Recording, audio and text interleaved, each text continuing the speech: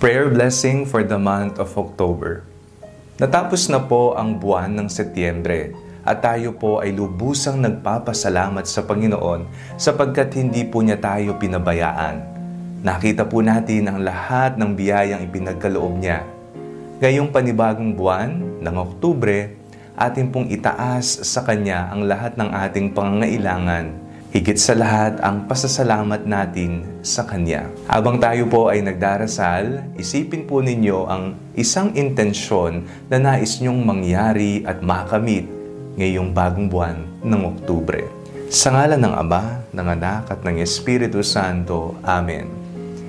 Amang mapagmahal, maraming salamat po sapagkat hindi po ninyo kami pinabayaan sa nakalipas na buwan ng Setyembre. Malinaw po naming nakita ang paggalaw ng iyong mapagkalingang kamay sa aming buhay, sa aming pamilya, sa aming pag-aaral, sa aming trabaho.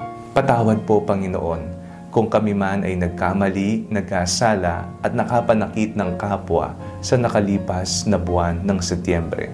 Ngayon pong uumpisahan po namin ang panibagong buwan, ninanais po namin humingi sa inyo ng ibayong lakas upang mapagtagumpayan namin ang lahat ng mga hamon na aming kakaharapin.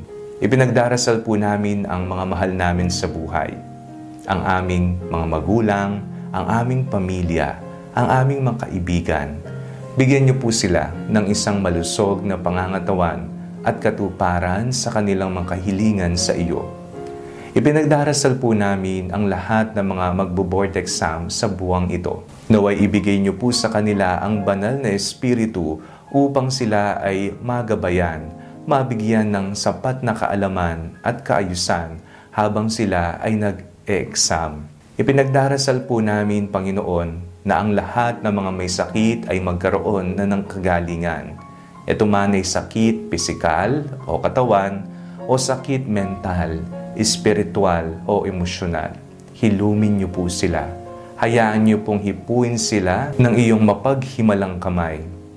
Ipinagdarasal po namin ang aming bayan. Nawa ang kapayapaan, kaayusan, ang malasakit sa mga nangangailangan at mahihirap ay maging prioridad ng aming mga lider. Ipinagdarasal po namin ang aming Santo Papa. Naway pagkalooban niyo po siya ng malusog na pangangatawan at ibayong lakas upang mapagsilbihan niya ang kawan na ibinigay niyo pong pamahalaan niya.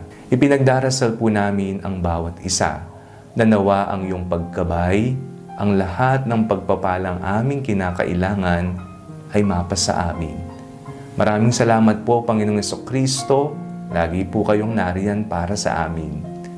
Ito po ang aming mga ipinagdarasal sa ngalan ni Jesus na aming Panginoon, ang aming mabuting pastol.